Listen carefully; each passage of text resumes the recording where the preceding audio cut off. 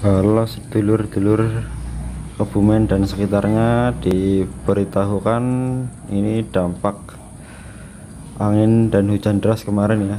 Padinya pada ambruk, pohon juga ambruk. Ini pohon pisang ambruk, itu kuburan guys ya. Ini ya ambrukannya ke sini.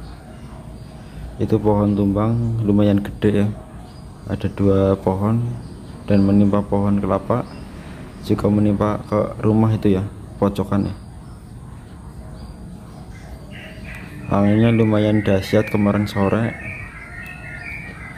dan hujannya sangat lebat ya. Itu yang kena ya, pojokan rumah.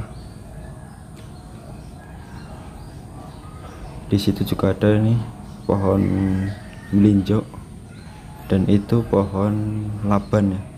Yang ini pohon laban. Sampai dungkar ke akar-akarnya guys. Sangat kuat ya angin dan hujan badainya kemarin sore. Oke, dan hari ini nggak ngarit ya. Ada pohon nangka, jadi nggak usah ngarit hari ini. Hari ini libur ngarit guys. Itu juga tumbang ya guys ya, yang tadi pohon melinjo itu. Dan yang jelas hari ini tidak ngarit, banyak stok buat kambing. Terima kasih.